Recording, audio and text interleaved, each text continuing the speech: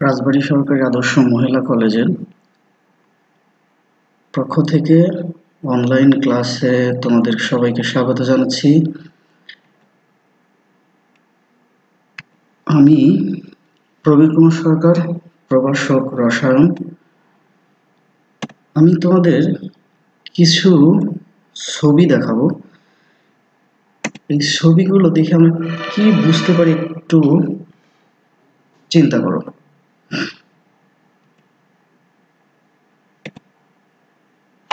খেয়াল করো, ছবিগুলো সাধারণত একটু প্রকৃতিকে নির্দেশ করতেছে, অর্থাৎ আমাদের যে সবুজ প্রকৃতি আছে সেই প্রকৃতিকে নির্দেশ করতেছে। অর্থাৎ এই প্রকৃতির ভেতরে গেলে তোমার মনটা কি হয়ে যাবে, একদম সতেজ এবং সজীব হয়ে যাবে, তাই না? এখন প্রশ্ন হচ্ছে যে বিভিন্ন কারণে এই প্রাকৃতিক পরিবেশ কি হচ্ছে, বিনষ্ট হচ্ছে। অর্থাৎ এই যে ছবিটা তোমরা দেখতেছো, এই ছবিটা কি যে সবুজ একটা আবহাওয়া আছে, সেই আবহাওয়াটা কি হচ্ছে, আস্তে আস্তে বিবর্ণ হয়ে যাচ্ছে। ঠিক বিবর্ণ হওয়ার মূলে কিন্তু এই কেমিস্ট্রির কিছু দায়বদ্ধতা আছে। কিভাবে যদি বলি, তোমরা জানো যে বিভিন্ন রিসার্চে বা বিভিন্ন ইন্ডাস্ট্রিতে বা বিভিন্ন পরীক্ষাগারে বিভিন্ন কেমিক্যালের যে রিসার্চ বা প্রয়োগ সেটা কিন্তু হয়ে থাকে, অর্থাৎ কেমিস্ট্রির বিভিন্ন প্রয়োগ আছে। তো কেমিস্ট্রির বিভিন্ন প্রয়োগ থাকলে সেখানে দেখো কি হতে পারে, তোমার এই প্রাকৃতিক পরিবেশটা বিবর্ণ হতে পারে। তো বিবর্ণ প্রাকৃতিক পরিবেশটাকে কিভাবে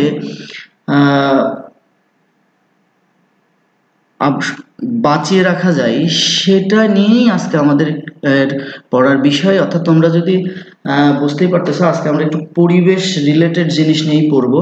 অর্থাৎ আজকে আমাদের পড়ার যে বিষয়, সে পড়ার বিষয়টা হচ্ছে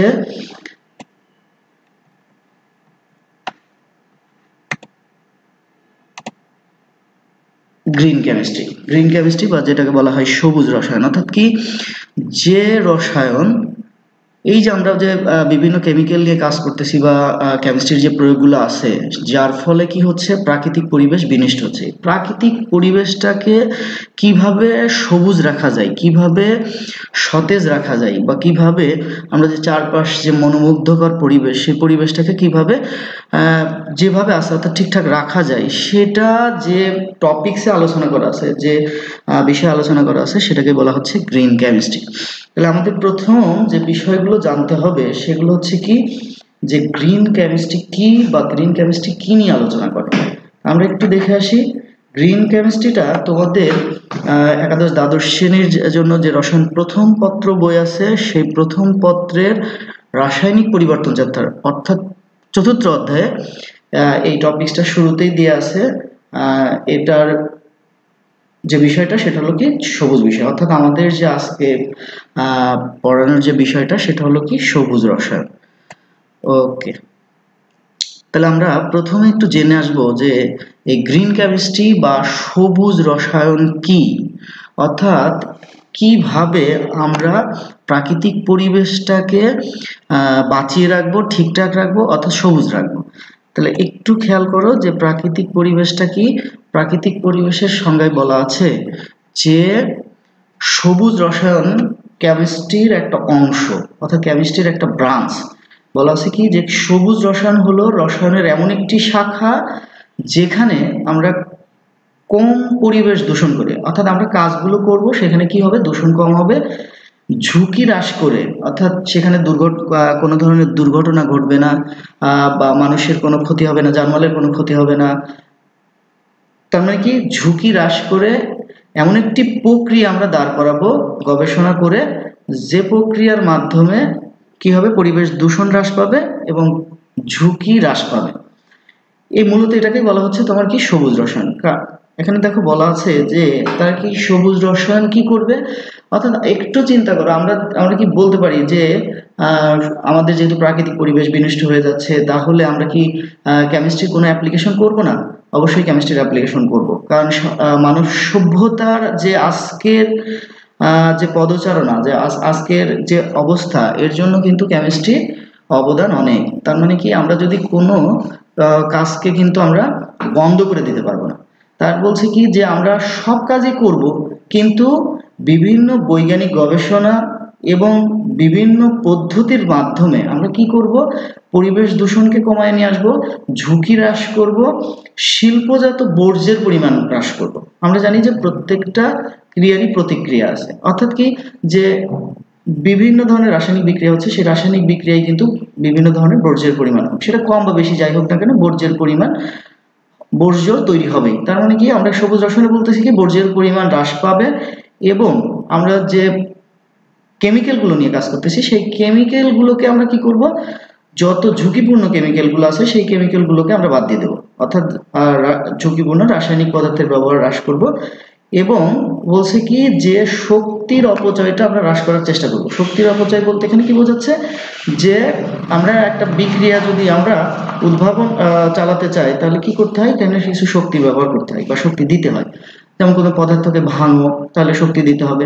তাহলে আমরা কি করবো, যে শক্তির পরিমাণটা কমানোর জন্য চেষ্টা করব। কারণ কোনো একটা রাসায়নিক বিক্রিয়ার ক্ষেত্রে বা কোনো একটা উৎপাদন বিক্রিয়ার ক্ষেত্রে বা কোনো একটা প্রক্রিয়ার ক্ষেত্রে যত শক্তির পরিমাণ হবে, শক্তির পরিমাণটা যত বেশি হবে, ওই পদ্ধতি তত বেশি ব্যয়বহুল হয়ে যাবে। এই জন্য বলতেছি কি যে সবুজ রসায়ন হলো রসায়নের এমন একটি শাখা যেখানে কম দূষণের মাধ্যমে ঝুঁকি হ্রাস করে এমন একটি পদ্ধতির উদ্ভাবন করা যাতে শিল্পের বর্জ্যের পরিমাণ হ্রাস পায়, ঝুঁকিপূর্ণ রাসায়নিক পদার্থের পরিমাণ হ্রাস পায় এবং শক্তির অপচয় হ্রাস পায়। তাহলে আমরা একটু বুঝলাম যে সবুজ রসায়নের, তার মানে কি আমরা যদি সবুজ রসায়নের যে ডেফিনেশন, সবুজ রসায়নের যে সংজ্ঞা, সেটা যদি আমরা অ্যাপ্লাই করতে পারি তাহলে আমরা কি করতে পারবো, পরিবেশ দূষণটা রোধ করতে পারবো। পরিবেশ দূষণ যদি রোধ করা যায় তাহলে আমাদের যে প্রাকৃতিক পরিবেশ, সেই প্রাকৃতিক পরিবেশটা সবুজ থাকবে। তার জন্য এই শাখাটাকে বলা হচ্ছে কি সবুজ রসায়ন বা গ্রিন কেমিস্ট্রি। এখন গ্রিন কেমিস্ট্রি জানতে হলে গ্রিন কেমিস্ট্রির কিছু নীতিমালা আছে, অর্থাৎ যে জিনিসগুলোর উপর ভিত্তি করে গ্রিন কেমিস্ট্রিটা দাঁড়াবে সেই কিছু নীতিমালা আছে। গ্রিন কেমিস্ট্রির এই নীতিমালাগুলো দাঁড় করিয়েছে দুজন বিজ্ঞানী এবং একটা সংস্থা। একজন বিজ্ঞানী হচ্ছে পল টি অ্যানাস্থাস, WC ওয়ার্নার এবং যুক্তরাষ্ট্রের একটা সংস্থা WEA, ঠিক আছে, সরি EPA। EPA মিনস হচ্ছে এনভায়রনমেন্ট প্রোটেকশন এজেন্সি, অর্থাৎ পল টি অ্যানাস্থাস, WC ওয়ার্নার এবং EPA, এই দুজন বিজ্ঞানী এবং একটা সংস্থা মিলে অ্যানালাইসিস করে বের করলো যে সবুজ রসায়নটা কিভাবে প্রয়োগ করলে, অর্থাৎ কেমিস্ট্রির যে অ্যাপ্লিকেশনগুলো আছে সেগুলো প্রয়োগ করলে কিভাবে আমার প্রাকৃতিক পরিবেশটা সবুজ থাকবে। তো তারা 12টা নীতিমালা, তারা কি করছে, 12টা নীতিমালার উপর ভিত্তি করে এই আমাদের যে কার্যগুলো আমরা সম্পাদন করব সেই কার্যগুলো ব্যাখ্যা করা যাবে, বা আমরা যে কাজগুলো করব এই 12টা নীতিমালা যদি আমরা ফলো করি তাহলে পরিবেশটা সবুজ থাকবে। প্রথম নীতিমালাটার ক্ষেত্রে বলছে কি, দেখো, বর্জ্য পদার্থ রোধকরণ। অর্থাৎ কি আমরা জানি যে প্রত্যেকটা সেটা তোমার শিল্প কারখানা হোক, ল্যাবরেটরিক্যাল কাজ হোক, রিসার্চ লেভেল কাজ হোক, সেখানে কি বর্জ্য পদার্থ তৈরি হয়।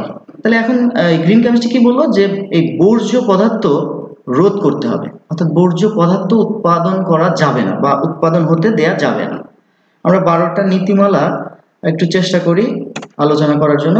বলছে সর্বত্র অ্যাটম ইকোনমি একটা শব্দ আছে, দেখো, ইকোনমি অর্থনীতির সাথে যায়। অ্যাটম ইকোনমি মানে কি, যে কোনো একটা রাসায়নিক বিক্রিয়ায় আমরা কি পরিমাণ সর্বোচ্চ ব্যবহার করে সর্বোচ্চ উৎপাদ পেতে পারি। যদি সর্বোচ্চ উৎপাদ পাই, আমাদের সর্বোচ্চ বিক্রয়কের ব্যবহারটা হবে, ফলে কি হবে, আমরা অর্থনৈতিকভাবে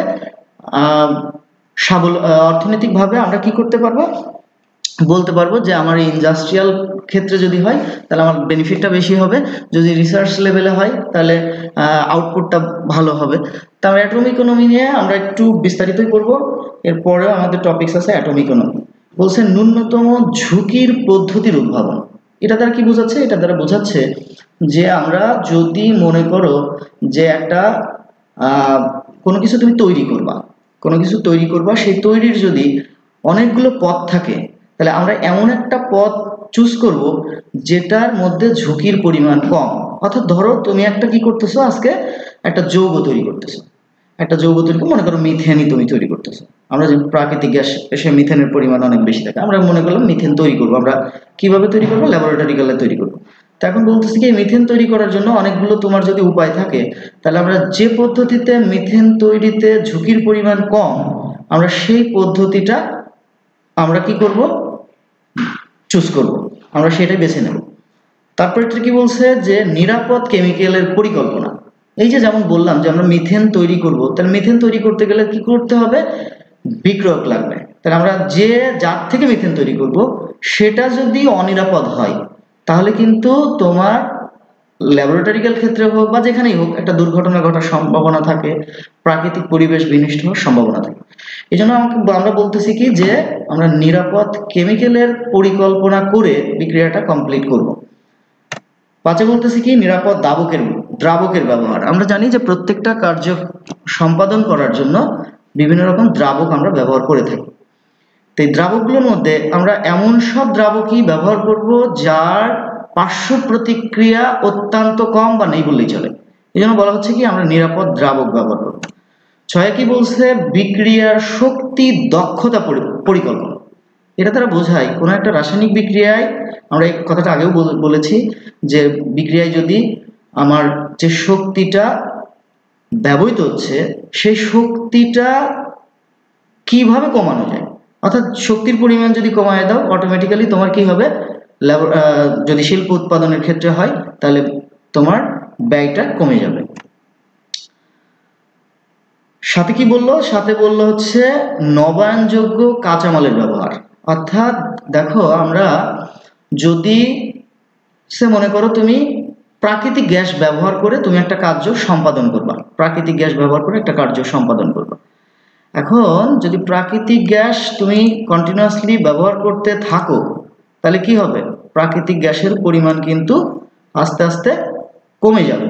তার মানে একটা সময় এসে কি হবে যে প্রাকৃতিক গ্যাস আর থাকবে না। প্রাকৃতিক গ্যাস যদি না থাকে তাহলে কিন্তু আমাদের অনেক সমস্যার সম্মুখীন হব। যেমন আমি যেটা বলতে চাচ্ছি যে প্রাকৃতিক গ্যাস, আমাদের দেশে যে প্রাকৃতিক গ্যাস পাওয়া যায় তার প্রায় 48 থেকে 49% প্রাকৃতিক গ্যাস আমরা বিদ্যুৎ উৎপাদনের ক্ষেত্রে ব্যবহার করি। তাহলে প্রাকৃতিক গ্যাসের পরিমাণ যদি কমে যায় তাহলে বিদ্যুৎ উৎপাদনের ঘাটতি হবে। বিদ্যুৎ উৎপাদনের ঘাটতি হলে মানব জীবন থেকে শুরু করে বিভিন্ন শিল্প কারখানায় যে কাজগুলো হচ্ছে সেই কাজগুলো কিন্তু ব্যাহত হবে। এই জন্য আমরা কি করব? বিভিন্ন কাঁচামাল ব্যবহার করব যেগুলো নবায়নযোগ্য। সেই নবায়নযোগ্য কাঁচামাল আমরা যদি ব্যবহার করি তাহলে ওই যে কাঁচামালগুলো আছে আমরা পুনঃ এটা ব্যবহার করতে পারবো।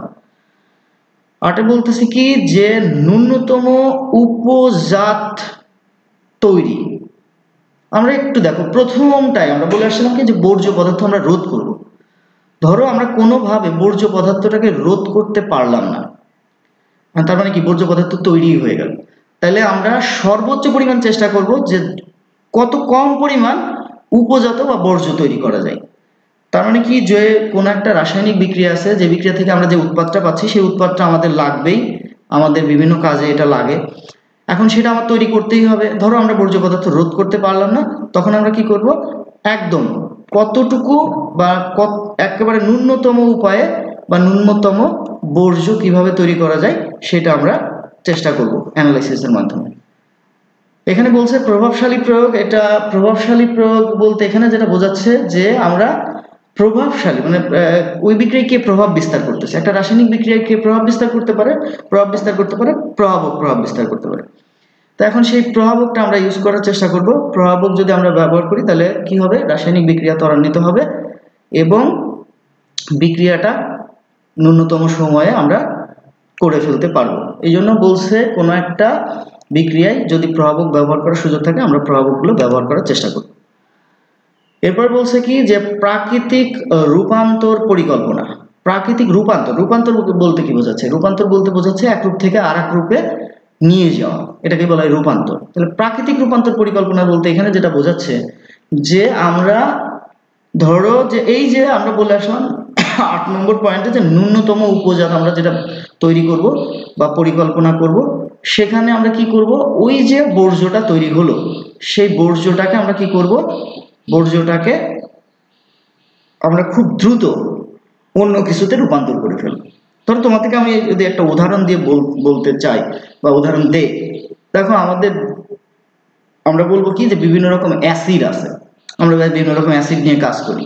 এই কাজ করার পরে অ্যাসিডগুলোকে আমরা ফেলে দেওয়ার আগে আমরা কি করব, সেগুলা যদি কোনো ক্ষারের সাথে বিক্রিয়া করায় দেই তাহলে কিন্তু লবণ পানি তৈরি হয়ে যাবে, ওটা আমাদের পরিবেশের জন্য অত্যন্ত সহায়ক হবে। অর্থাৎ আমরা সরাসরি অ্যাসিড না ফেলে অ্যাসিডকে কি করতে পারি, অ্যাসিডকে কোনো যৌগের সাথে বিক্রিয়া করে তার যে অ্যাসিডীয় ধর্ম সেটাকে বিনিষ্ট করে আমরা কি করতে পারি, সেটাকে পরিবেশে ছেড়ে দিতে পারি। এই জন্য এটাকে বলা হচ্ছে কি যে প্রাকৃতিক রূপান্তর পরিকল্পনা। প্রাকৃতিক রূপান্তর পরিকল্পনা বলতে এটাই বোঝাচ্ছে যে আমাদের যদি কোনো উপজাত তৈরি হয়ে যায়, যেটাকে আমরা বর্জ্য বলতেছি, সেটাকে কি করব, এমন বর্জ্য তৈরি করার চেষ্টা করব যেগুলা পরিবেশের সাথে আস্তে আস্তে কি করে ডিকম্পোজ হয়ে যায়, অর্থাৎ পরিবেশে থাকলে সেটা ভেঙে যায়। যেমন আমরা একটু উদাহরণ দিতে পারি যে আমাদের দেশে পলিথিনের বিপুল ব্যবহার আছে, যদিও বলা আছে যে পলিথিনের ব্যবহার নিষিদ্ধ, তারপরেও কিন্তু আমরা প্রতিনিয়তই পলিথিন ব্যবহার করছি। পলিথিন ব্যবহার করার ফলে কি হচ্ছে, ওই ব্যবহৃত পলিথিনগুলো আমরা পরিবেশে ফেলে দিচ্ছি, ফলে পরিবেশটা মারাত্মক রূপে দূষিত হচ্ছে। কেন? কারণ পলিথিন আমরা জানি যে এটা পরিবেশে যখন থাকে এটা পরিবেশের ভাঙে না, অর্থাৎ এটা ডিকম্পোজ হয় না। ডিকম্পোজ যদি না হয় তাহলে কি হবে, যেটা রয়ে যাবে যদি মাটির নিচে চাপা পড়ে তাহলে আস্তে আস্তে আস্তে আস্তে মাটির উর্বরতা শক্তিকে নষ্ট করে দেবে। এই জন্য বলছি কি, তাহলে স্বাভাবিক পরিবেশটা কিন্তু আর স্বাভাবিক থাকবে না। আমরা যে সবুজ রসায়নের কথা বলতেছি, গ্রিন কেমিস্ট্রির কথা বলতেছি, সেটা কিন্তু আর গ্রিন থাকবে না, তার মানে এটা বিবর্ণ হয়ে যাবে। তাহলে এই জন্য বলছে কি করতে হবে, প্রাকৃতিক রূপান্তর পরিকল্পনা করতে হবে, যেটা দিয়ে আমরা কি করতে পারবো, বর্জ্যকে ভেঙে ফেলতে পারবো। যদি বর্জ্য তৈরি হয়ে যায়, বলছে এই জন্য বলছে কি যথাসময়ে দূষণ নিয়ন্ত্রণ। ধরো বর্জ্য তৈরি হয়ে গেল, আমরা কি করলাম, আজকে একটা ইন্ডাস্ট্রিয়াল কাজ করলাম, বর্জ্য তৈরি হলো, সেই বর্জ্যটা আমরা রেখে দিলাম, একদিনের জন্য রেখে দিলাম। তাহলে কি ওই যে বর্জ্যের যে দূষণ প্রক্রিয়া, সেই দূষণ প্রক্রিয়া কিন্তু একদিন যে সময় পাবে, ওই দূষণটাকে কি হবে, দূষিত হবে পরিবেশ। এই জন্য বলছে কি যে কোনো একটা রাসায়নিক বিক্রিয়া বা কোনো একটা প্রক্রিয়া চালানোর সাথে সাথে কি করতে হবে, আমাকে যথাসময়ে দূষণটা নিয়ন্ত্রণ করতে হবে। অর্থাৎ কি করতে হবে, যে অবস্থায় যখনই বর্জ্য তৈরি হবে সেই বর্জ্যকে যেভাবেই হোক আমাদেরকে তার যে প্রভাব, সেই প্রভাবটাকে মিনিমাইজ করতে হবে। তার মানে কি, যে ধরো কোনো একটা দূষিত পদার্থ তৈরি হলো, সেটাকে আমাদের দূষিত পদার্থের যে প্রভাব সেটাকে বিনষ্ট করতে হবে। আমরা সেটা বিভিন্ন উপায়ে এটা করতে পারি। লাস্ট যে মূলনীতিটা আছে সবুজ রসায়ন, সেটা বলছে কি দুর্ঘটনা প্রতিরোধ। অর্থাৎ একটা ধরো তুমি আজকে একটা ইন্ডাস্ট্রিয়াল কোনো একটা রিয়াকশনের মডেল দাঁড় করাইলা, একটা রিয়াকশন তুমি করাবা, সেই রিয়াকশনে দেখা গেল কি যে অনেক দুর্ঘটনা থাকতে পারে, দুর্ঘটনা ঘটতে পারে। তখন তোমাকে কি করতে হবে, যে ওই যে তুমি রিয়াকশনটা দাঁড় করিয়েছো সেই রিয়াকশনটাকে আবার, অর্থাৎ মডেলটাকে তোমাকে আবার চেঞ্জ করতে হবে। চেঞ্জ করে কি করতে হবে, দুর্ঘটনা ঘটাতে পারে ওই জিনিসগুলোকে আইডেন্টিফাই করতে হবে, এবং ওই জিনিসগুলোর পরিবর্তে আমরা কি ধরনের জিনিস ব্যবহার করতে পারি সেটা আমরা কি করব, ওই বিভিন্ন রকম অ্যানালাইসিসের মাধ্যমে উদ্ভাবন করব। অর্থাৎ এই যে 12টা টপিকস যেটা আমরা বললাম, এইটা যদি করতে পারি তাহলে আমরা কি করতে পারবো, আমাদের পরিবেশটা সবুজ থাকবে, আমাদের পরিবেশটা বিবর্ণ হবে না, ফলে আমাদের তোমরা জানোই যে পরিবেশ থেকে আমরা যে অক্সিজেন গ্রহণ করি, এই অক্সিজেনের কোনো ঘাটতি হবে না। দেখো আমরা কিন্তু তোমরা জানো যে জলবায়ু পরিবর্তন হচ্ছে, জলবায়ু পরিবর্তনের জন্য পরিবেশ কিন্তু অনেকাংশেই দায়ী। অর্থাৎ এই জন্য আমাদের কি করতে হবে, যে সবুজ রসায়নের যে মূলনীতিগুলো আছে সেই মূলনীতিগুলো আমাদের যথাযথভাবে যদি আমরা প্রয়োগ করতে পারি, তাহলে আমাদের যে প্রাকৃতিক পরিবেশ যেমন ছিল ঠিক তেমনই থাকবে। আমরা একটু তোমাদেরকে বলেছিলাম যে সবুজ রসায়নের যে মূলনীতি আছে সেই মূলনীতিগুলো আমরা ফলো করার চেষ্টা করব, বা আমরা যখন কাজ করব এই কাজ করার সময় আমরা যদি এইগুলো অনুসরণ করি তাহলে আমাদের পরিবেশটা, যে প্রাকৃতিক পরিবেশ, যে সুন্দর পরিবেশ বা সবুজ পরিবেশ, সেটা কিন্তু ঠিকঠাক থাকবে। আমরা 2 নম্বর যে টপিকসটা পেয়েছিলাম, আমরা বলেছিলাম সর্বত্র অ্যাটম ইকোনমি। অ্যাটম ইকোনমি এটা বলছে যে ইকোনমি বলতে আমরা অর্থনৈতিক সাশ্রয় বোঝাই, অর্থনীতি বোঝাই। ইকোনমি বলতে আমরা অর্থনীতি বুঝি, তো অ্যাটম ইকোনমি দ্বারা কি বোঝায় আমরা একটু দেখে আসি।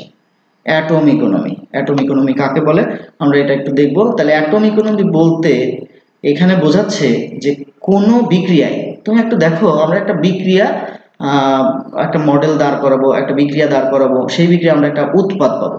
সে মনে করো তুমি একটা বিক্রিয়া দাঁড় করালে, সেই বিক্রিয়া থেকে তুমি যে উৎপাদ পাইলা সেই উৎপাদের পরিমাণ যদি অনেক কম হয় তাহলে কিন্তু আমরা ইন্ডাস্ট্রিয়ালি এটা বেনিফিটেড হবে না। যেমন আমরা হেবার-বোস পদ্ধতির কথা বলতে পারি। হেবার-বোস পদ্ধতিতে কি উৎপন্ন হয়? অ্যামোনিয়া নাইট্রোজেন এবং হাইড্রোজেনের সাথে বিক্রিয়া করে তুমি অ্যামোনিয়া তৈরি করলে। এখন অ্যামোনিয়া উৎপাদন করে যদি দেখো যে এটা ফাইন্যান্সিয়ালি বেনিফিটেড যদি না হয় তাহলে কিন্তু এই মডেলটা তোমার দাঁড় করানো যাবে না। এবং আরেকটু কথা তোমাদেরকে বলি, ধরো তুমি একটা মডেল দাঁড় করিয়েছো যেখানে তোমার যে উৎপাদটা তৈরি হলো, অর্থাৎ তুমি যে উৎপাদটা চাচ্ছ সেই উৎপাদটা হচ্ছে কি তোমার কাঙ্ক্ষিত উৎপাদ যেটা বলতে বোঝাই যে আমি যে উৎপাদটা চাচ্ছি। যেমন তোমাদেরকে আরেকটা বিক্রিয়ার কথা বলতে পারি, যেমন সাবানায়ন বিক্রিয়া তোমরা পড়েছো। সাবানায়ন বিক্রিয়া স্যাপনিফিকেশন রিঅ্যাকশন। সাবানায়ন বিক্রিয়ার ক্ষেত্রে বলছে তোমার কাঙ্ক্ষিত উৎপাদ কি? কাঙ্ক্ষিত উৎপাদ হচ্ছে সাবান। এখন এর সাথে সাবান উৎপাদন হওয়ার সাথে সাথে কিছু উৎপন্ন হয়, এটা তোমাদের জানা, এটা তোমরা জানো। তাহলে একটু মনে করার চেষ্টা করো, তা কি তৈরি হয়? সাবান তৈরি হওয়ার সাথে সাথে গ্লিসারিন তৈরি হয়, গ্লিসারিন বা গ্লিসারল। এখন প্রশ্ন হচ্ছে যে সাবান তৈরি হওয়ার সাথে সাথে যদি গ্লিসারিন তৈরি হয় বা গ্লিসারল তৈরি হয়, তাহলে তো সাবানের পরিমাণ যদি কম হয়, গ্লিসারিনের পরিমাণ যদি বেশি হয়, তাহলে তোমার উদ্দেশ্য ছিল সাবান তৈরি করা, তোমার কাঙ্ক্ষিত উৎপাদ ছিল সাবান তৈরি করা, তাহলে কিন্তু তোমার কি হবে? তোমার যে সাবান যেটা তৈরি করতেছো, যেটা আউটপুট, যেটা কাঙ্ক্ষিত উৎপাদ, সেটার পরিমাণ যদি কম হয় তাহলে তোমার ফাইন্যান্সিয়ালি কিন্তু তোমার বেনিফিট হবে না। তাহলে আমরা যেটা জানি যে কোনো শিল্প উৎপাদন প্রক্রিয়ায় লাভটাই আগে, কারণ লাভ না হলে তুমি লেবারের কস্ট দিতে পারবে না, কাঁচা মাল কেনা আছে, বিভিন্ন রকম যে কস্টগুলো আছে তুমি কিন্তু এটা মেনটেন করতে পারবে না। তাহলে তোমাকে কি করতে হবে? এমন একটা রিয়াকশন দাঁড় করাতে হবে যেখানে কাঙ্ক্ষিত উৎপাদের পরিমাণ বাড়বে। আরেকটা কথা বলি, কাঙ্ক্ষিত উৎপাদের যদি কম হয় তাহলে আরেকটা সমস্যা আছে। সেই সমস্যাটা কি? কাঙ্ক্ষিত উৎপাদ যদি কম হয়, অর্থাৎ তুমি যে বর্জ্যের যে যৌগটা তুমি চাচ্ছ, যেটা উৎপাদন করতে চাচ্ছ, সেটার পরিমাণ যদি কম হয় তাহলে কিন্তু আরেকটা, অর্থাৎ উৎপাদের সাথে যেটা তৈরি হচ্ছে সেটার পরিমাণ বেড়ে যাবে। তাহলে উৎপাদের সাথে যেটা তৈরি হচ্ছে সেটাকে আমরা কি বলতেছি? সেটাকে আমরা বলতেছি উপজাত বা বর্জ্য। তাহলে বর্জ্যের পরিমাণ যদি বেড়ে যায় তাহলে কি হবে? তাহলে বর্জ্যের পরিমাণ বেড়ে গেলে কিন্তু তোমার পরিবেশ নষ্ট হয়ে যাবে, যেটা অ্যাটম ইকোনমি চায় না, বা তোমার কি বলে সবুজ রসায়ন চায় না। তাহলে সবুজ রসায়নে এই জন্য একটা টপিকস আছে কি? Atom economy. অ্যাটম ইকোনমি কি? অ্যাটম ইকোনমি বলতেছে যে আমরা সর্বোচ্চ পরিমাণ উৎপাদকে ব্যবহার করার চেষ্টা করব, অর্থাৎ উৎপাদের ব্যবহার যদি সর্বোচ্চ হয়, তা উৎপাদ ব্যবহার করে সর্বোচ্চ পরিমাণ উৎপাদ উৎপন্ন করার চেষ্টা করব। তারপরে কি হবে? তাহলে বিক্রয়কের সর্বোচ্চ পরিমাণ ব্যবহার হবে। এই জন্য বলতেছে অ্যাটম ইকোনমি কি? অ্যাটম ইকোনমি বলতেছে কি কোনো বিক্রিয়া কাঙ্ক্ষিত উৎপাদের আণবিক ভর, অর্থাৎ তুমি যে একটা বিক্রিয়া আজকে দাঁড় করাইছো, সেই বিক্রিয়ায় একটা উৎপাদ তৈরি হবে, সেই উৎপাদটাকে আমরা বলতেছি কি কাঙ্ক্ষিত উৎপাদ। তুমি যে উৎপাদটা চাচ্ছ তার একটা নির্দিষ্ট আণবিক ভর আছে। এবং বলছে কি যে বিক্রিয়াটিতে ব্যবহৃত, তুমি বিক্রিয়াটিতে কি কি ব্যবহার করেছো, বিভিন্ন বিক্রিয়ক ব্যবহার করেছো, সেই সব বিক্রিয়ক বা, এখানে এবং কথাটা আসে, বা সকল উৎপাদের আণবিক ভরের সমষ্টির অনুপাতকে বলা হবে অ্যাটম ইকোনমি। তার মানে কি? আমি আবার একটু বলি তোমাদেরকে, কোন বিক্রিয়ায় কাঙ্ক্ষিত উৎপাদের আণবিক ভর এবং বিক্রিয়াটিতে ব্যবহৃত সকল বিক্রিয়ক বা সকল উৎপাদের আণবিক ভরের সমষ্টির অনুপাতকে বলা হবে অ্যাটম ইকোনমি। তাহলে দেখো, আমরা যদি অ্যাটম ইকোনমিকে একটু ফর্মে দাঁড় করাতে চাই তাহলে বলবো কি অ্যাটম ইকোনমি মানে হচ্ছে আমরা যে কাঙ্ক্ষিত উৎপাদ চাচ্ছি সেই কাঙ্ক্ষিত উৎপাদের ভর ডিভাইডেড বিক্রয়কের ভর বা উৎপাদের ভর গুণ 100। অর্থাৎ অ্যাটম ইকোনমিকে আমরা কি দ্বারা সাধারণত পার্সেন্টেজ দ্বারা প্রকাশ করি, শতকরা হিসাবে প্রকাশ করি। তাহলে আমরা একটা রিয়াকশনের সাহায্যে একটু বুঝতে চেষ্টা করি। যেমন দেখো, এখানে একটা বিক্রিয়া দেওয়া আছে, মিথেন অক্সিজেনের সাথে বিক্রিয়া করে কি পাচ্ছি? কার্বন ডাই অক্সাইড এবং পানি পাচ্ছি, এবং এই প্রক্রিয়ায় প্রচুর পরিমাণে তাপ উৎপন্ন হয়। এই প্রক্রিয়ায় প্রচুর তাপ উৎপন্ন হয়, এটা একটা তাপ উৎপাদী বিক্রিয়া। এবং এটা একটা দহন বিক্রিয়া, যেহেতু অক্সিজেনের সাথে এটাকে দহন করতেছে। তাহলে এখানে দেখো মিথেনের আণবিক ভর, কার্বনের আণবিক ভর 12 এবং হাইড্রোজেনের 1, হাইড্রোজেন যেহেতু 4টা আছে সেই জন্য এটার আণবিক ভর হবে 16। অক্সিজেনের আণবিক ভর হচ্ছে, একটা অক্সিজেন অণুর আণবিক ভর 32, যেহেতু 2টা আছে তাহলে আণবিক ভর হবে 64। পানি আমরা জানি পানির আণবিক ভর 18, 2 অণু পানি আছে সেজন্য হবে 36। কার্বন ডাইঅক্সাইডকে আমরা লিখি নাই, কারণ হচ্ছে একটু খেয়াল করো, আমরা এখানে 2টা প্রোডাক্ট তৈরি হচ্ছে, 2টা উৎপাদ তৈরি হচ্ছে, একটা হলো পানি এবং একটা হলো কার্বন ডাইঅক্সাইড। এখানে আমরা পানিটাকে ধরে নিচ্ছি যে এটা আমার কাঙ্ক্ষিত উৎপাদ এবং কার্বন ডাইঅক্সাইড হচ্ছে বর্জ্য। তাহলে এখানে আমরা দেখি যে অ্যাটম ইকোনমি আমরা ইজ ইকুয়াল টু কি লিখবো, atom economy is equal to লিখবো, যেহেতু পানি আমার এখানে কাঙ্ক্ষিত উৎপাদ তাহলে পানির আণবিক ভর, তাহলে বিক্রিয়ায় উৎপন্ন পানির আণবিক ভর হচ্ছে 36 ডিভাইডেড আমার কি লিখতে হবে, মিথেনের আণবিক ভর প্লাস অক্সিজেনের আণবিক ভর। মিথেনের আণবিক ভর 16, অক্সিজেনের আণবিক ভর হচ্ছে 64, দুইটা যোগ করলে আমরা পাবো 80। সেজন্য atom economy is equal to আমরা কি লিখবো, 36/80 গুণ 100। এটা ক্যালকুলেশন করে দেখো আমরা যেটা পেলাম সেটা হচ্ছে 45.0%। অর্থাৎ এই বিক্রিয়ায় যে অ্যাটম ইকোনমি সেটা কিন্তু খুব বেশি ভালো না। তাহলে এখন কি করতে হবে, পানি উৎপন্ন হতে পারে বা পানি উৎপন্ন করা যায় এমন আরো রিয়াকশন আছে, সেই রিয়াকশন দাঁড় করাতে হবে যেখানে পানির পরিমাণ বাড়বে। এখানে খেয়াল করো, পানির পরিমাণ যদি বাড়ে তাহলে কার্বন ডাইঅক্সাইডের পরিমাণ কিন্তু কমে যাবে যদি আমরা এই বিক্রিয়া এটা করতে পারতাম, কিন্তু এই বিক্রিয়া এটা করা যাবে না। এই জন্য পানি যে উৎপন্ন হওয়ার বিক্রিয়া সেই বিক্রিয়াটাকে আমাকে কি করতে হবে, চেঞ্জ করতে হবে, চেঞ্জ করে অন্য কোনো বিক্রিয়া আমার দাঁড় করাতে হবে। তার মানে তোমাদেরকে একটু বলি, যদি অ্যাটম ইকোনমি দ্বারা আমরা কোনো একটা রাসায়নিক বিক্রিয়ায়, এটা সবুজ রসায়নের জন্য ঠিক কিনা আমরা এটা বুঝতে পারি কিভাবে, অ্যাটম ইকোনমির পরিমাণ যত বাড়বে তোমার বিক্রিয়া উৎপাদ তত বাড়বে, অর্থাৎ কাঙ্ক্ষিত যে উৎপাদ সেই উৎপাদের পরিমাণ বাড়বে, সহ উৎপাদ বা সহজাত বা যেটাকে আমরা বর্জ্য বলতেছি সেটার পরিমাণ কমবে। তার মানে যে আমাকে এমন বিক্রিয়া একটা দাঁড় করাতে হবে বিভিন্ন গবেষণালব্ধ ফলাফলের উপর ভিত্তি করে, যেখানে আমি কি করতে পারবো, যে আমার অ্যাটম ইকোনমিটা বাড়াতে পারবো। তাহলে অ্যাটম ইকোনমি যত বেশি হবে ওই বিক্রিয়াটা আমার কি হবে, পরিবেশের জন্য তত বেশি সহায়ক হবে। এ হলো তোমাদের অ্যাটম ইকোনমি। এই অধ্যায়ে তোমাদের যে এই 4th অধ্যায় ছিল সেই 4th অধ্যায়ের প্রথম পত্রের 4th অধ্যায় শুরু হয়েছে এই গ্রিন কেমিস্ট্রি এবং অ্যাটম ইকোনমি দিয়ে। আশা করি তোমরা বুঝতে পারছো। এই উদ্ভূত পরিস্থিতিতে তোমরা বাসায় যেহেতু আছো তোমরা চেষ্টা করো আমাদের ক্লাসগুলো ফলো করার জন্য। কলেজের যে ক্লাস শিডিউল ক্লাস আছে সেই ক্লাসগুলো ফলো করে আশা করি